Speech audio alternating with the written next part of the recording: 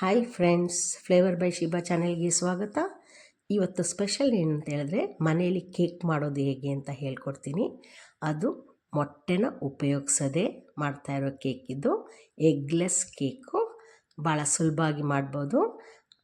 ಅದಕ್ಕಿಂತ ಮುಂಚೆ ನನ್ನ ಚಾನಲ್ನ ಯಾರು ಇನ್ನೂ ಸಬ್ಸ್ಕ್ರೈಬ್ ಮಾಡ್ಕೊಂಡಿಲ್ಲ ಅವ್ರು ದಯವಿಟ್ಟು ಮಾಡ್ಕೊಳ್ಳಿ. ಹಾಗೆ ಡೈಲಿ ನನ್ನ ವೀಡಿಯೋಸ್ನ ವಾಚ್ ಮಾಡ್ತಾನೇ ಇರಿ, ಲೈಕ್ ಕೊಡಿ, ನಿಮ್ಮ ಫ್ರೆಂಡ್ಸ್ಗೆ ಶೇರ್ ಮಾಡಿ. ನಾನು ಏನು ಮಾಡ್ತೀನಿ ಅದನ್ನು ಮನೇಲಿ ಒಂದು ಸಲ ಟ್ರೈ ಮಾಡಿ, ಖಂಡಿತವಾಗ್ಲೂ 101% ಚೆನ್ನಾಗಿ ಬರುತ್ತೆ. ನೋಡಿ, ಇದು ಮೈದಾ ಹಿಟ್ಟು ಒಂದು ಬೌಲಲ್ಲಿ ಅರ್ಧ ತೊಗೊಂಡಿದ್ದೀನಿ. ಅದೇ ಅಳತೆಯಲ್ಲಿ ಹಾಲು, ಮಿಲ್ಕ್, ಅದು ಮತ್ತು ಇದು ಶುಗರ್ ಪೌಡರು, ಸಕ್ಕರೆ ಪುಡಿ ಮಿಕ್ಸಿಗೆ ಹಾಕಿ ಪೌಡ್ರ್ ಮಾಡ್ಕೊಳ್ಬೇಕು, 1/4 ಭಾಗದಷ್ಟು ಸಕ್ಕರೆ ಪುಡಿ. ಆಮೇಲೆ ಅದೇ ಬೌಲಲ್ಲಿ 1/4 ಭಾಗದಷ್ಟು ಆಯಿಲ್, ಅದು ಎಣ್ಣೆ, ಮತ್ತು ಡ್ರೈ ಫ್ರೂಟ್ಸ್ ರೆಡಿ ಮಾಡ್ಕೊಳ್ಳಿ. ಇದಿಷ್ಟು ಮಾಡಿಕೊಂಡು ನಾವು ಇದನ್ನೆಲ್ಲವನ್ನು ನೀಟಾಗಿ ಅದನ್ನ ಜಲ್ಡೆ ಮಾಡ್ಕೊಳ್ಬೇಕು, ಒಂದ್ರಿ ಮಾಡ್ಕೊಳ್ಬೇಕು. ಯಾಕಂದರೆ ಮೈದಾ ಹಿಟ್ಟಲ್ಲಿ ಏನಾದರೂ ಇದ್ದರೆ ಅಂತೇಳಿ ಅಷ್ಟೇ. ಮೈದಾ ಹಿಟ್ಟು, ಸಕ್ಕರೆ ಪೌಡ್ರು, ಆಮೇಲೆ ಅರ್ಧ ಚಮಚ ಬೇಕಿಂಗ್ ಸೋಡಾ, ಇದು ಅಡುಗೆ ಸೋಡಾ ಇದೆ ನೋಡಿ, ಅದನ್ನು ಹಾಕ್ಕೊಳ್ತಾ ಇದ್ದೀನಿ. ಹಾಕ್ಕೊಂಡು ಚೆಂದ ಒಂದ್ರಿ ಮಾಡ್ಕೊಳ್ಳಿ. ಆಗ ನೈಸ್ ಪೌಡ್ರ್ ಸಿಗಬೇಕು ನಮಗೆ. ಅದಕ್ಕೆ ಆ ಸಕ್ಕರೆದು ತರಿ ಕೂಡ ಇರಬಾರ್ದು. ಅದು ಚೆಂದ ನೋಡಿ ಈ ಥರ ಪೌಡ್ರ್ ಆಗ್ತದೆ ಹೀಗೆ. ಈಗ ಒಂದು ಸ್ಪೂನಲ್ಲಿ ಅದನ್ನು ಮಿಕ್ಸ್ ಮಾಡ್ಕೊಳ್ಳಿ. ಮೈದಾ ಹಿಟ್ಟು, ಸಕ್ಕರೆ ಮತ್ತು ಸೋಡಾ ಅದು ಕಂಪ್ಲೀಟ್ ಚೆಂದ ಮಿಕ್ಸ್ ಆಗಬೇಕು. ಹಂಗೆ ಮಿಕ್ಸಿಂಗ್ ಮಾಡ್ಕೊಳ್ಳಿ, ಆಯಿತಾ. ಇದಾದಮೇಲೆ ಆಯಿಲ್ ಇಟ್ಕೊಂಡಿದ್ನಲ್ಲ ನಾನು, ಎಣ್ಣೆ ಇದು ಎಣ್ಣೆ ಹಾಕ್ಕೊಳ್ಬೇಕು.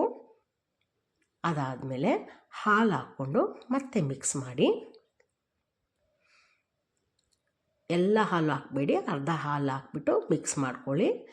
ಆಮೇಲೆ ನಮಗೆ ಹಾಕೋಣ ಮತ್ತೆ ಆ ಚೆಂದ ಪೌಡ್ರೆಲ್ಲ ಮಿಕ್ಸಿಂಗ್ ಆಗಲಿ, ಗಟ್ಟಿ ಮಿಕ್ಸಿಂಗ್ ಆಗುತ್ತೆ.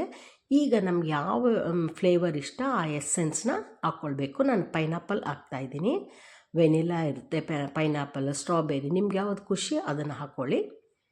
ಹಾಕ್ಕೊಂಬಿಟ್ಟು ಅದನ್ನು ಅದ್ರ ಜೊತೆಗೆ ನೋಡಿ ಮಿಕ್ಸಿಂಗ್ ಮಾಡ್ಕೊಳ್ಬೇಕು. ಅದನ್ನು ಮಾಡುವಾಗ ಒಂದು ಸ್ವಲ್ಪ ಉಪ್ಪು ಹಾಕಿ, ಒಂದು ಚಿಟಿಗೆ ಉಪ್ಪು ಹಾಕ್ಕೊಳ್ಳಿ, ಟೇಸ್ಟಿಗೆ ಅಷ್ಟೇ. ಅದು ಹಾಕ್ಕೊಂಡು ನಾನು ಒಂದು ಸ್ಪೂನು ಬೆಲ್ಲದ ಪುಡಿ ಹಾಕ್ತಾಯಿದ್ದೀನಿ, ಜಾಗ್ರಿ ಪೌಡ್ರ್ ಇದು. ಯಾಕೆಂದರೆ ಒಂಚೂರು ಕಲರ್ ಚೇಂಜ್ ಆಗಲಿ ಅಂತ ಅಷ್ಟೇ, ಆಯಿತಾ. ಇದನ್ನು ಹಾಕ್ಕೊಂಡು ಮಿಕ್ಸ್ ಮಾಡ್ಕೊಳ್ಳಿ ಚೆನ್ನಾಗಿ. ಈ ಕೇಕ್ ಮಾಡುವಾಗ ಅಲ್ಯೂಮಿನಿಯಂ ಪಾತ್ರೆನ ಯೂಸ್ ಮಾಡಬೇಕು, ಯಾಕಂದರೆ ಅದು ಬೇಗ ಹೀಟ್ ಆಗುತ್ತೆ. ಅದಕ್ಕೊಂಚೂರು ತುಪ್ಪನ, ಗೀನ ಅಪ್ಲೈ ಮಾಡ್ಕೊಳ್ಳಿ. ಆಮೇಲೆ ಬಟರ್ ಪೇಪರ್ ಇಡಿ, ಅದರೊಳಗಡೆ ಬಟರ್ ಪೇಪರ್ ಇಟ್ಬಿಟ್ಟು ಅದಕ್ಕೂ ಒಂಚೂರು ಗೀನ ಅಪ್ಲೈ ಮಾಡ್ಕೊಳ್ಳಿ, ಆಯಿತಾ. ಇದು ಟೂಟಿ ಫ್ರೂಟಿ ಇದೆ ನೋಡಿ, ಅದನ್ನು ಹಾಕಿದ್ದೀನಿ, ಕೇಕಿಗೆ ಹಾಕಿರ್ತಾರಲ್ಲ ಅದನ್ನು ಹಾಕ್ಕೊಳ್ತಾ ಇದ್ದೀನಿ. ಆಮೇಲೆ ನಾವು ಇದನ್ನು ಹಿಟ್ಟು ಕಲಸಿರೋದು ಹೆಂಗಿರ್ಬೇಕು ಅಂದರೆ ನೊರೆ ಬರಬೇಕು, ಆ ಥರ ಮಿಕ್ಸಿಂಗ್ ಮಾಡಬೇಕು.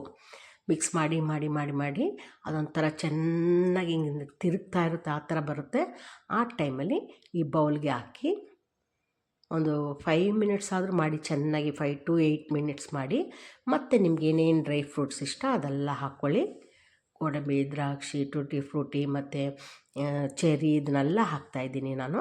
ಅದೆಲ್ಲ ಹಾಕ್ಕೊಂಡು ಕೇಕಿಗೆ ಮೇಲೆ ಫುಲ್ ಅಪ್ಲೈ ಮಾಡ್ಕೊಳ್ಳಿ. ಚೆಂದ ಡ್ರೈ ಫ್ರೂಟ್ಸ್ ಸಿಗುವಾಗ ಕೇಕ್ ಚೆನ್ನಾಗಿ ಅನಿಸುತ್ತೆ ತಿನ್ನಲಿಕ್ಕೆ.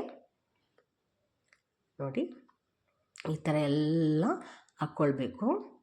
ಹಾಕ್ಕೊಂಡು ಇದು ಓವನ್ ಇಲ್ಲದೆ ನಾವು ಮಾಡೋದು, ಕುಕ್ಕರಲ್ಲಿ ಇಟ್ಟು ಮಾಡೋವಂಥದ್ದು ಕೇಕ್ ಇದು, ಮನೇಲಿ ಈಸಿಯಾಗಿ ಮಾಡೋದು. ಬಟ್ ಏನು ಗೊತ್ತಾ, ಒಂದಂತೂ ಏನು ಅಂದರೆ ಕೇಕ್ಗೆ ಎಗ್ ಹಾಕುವಾಗಲೇ ಅದ್ರ ಟೇಸ್ಟೇ ಬೇರೆ. ವಿತೌಟ್ ಎಗ್ ಮಾಡಿದ್ರೆ ಅಂಥ ಟೇಸ್ಟ್ ನನಗನ್ಸಲ್ಲ, ಅದಕ್ಕೆ ಹೇಳಿದೆ ಅಷ್ಟೇ.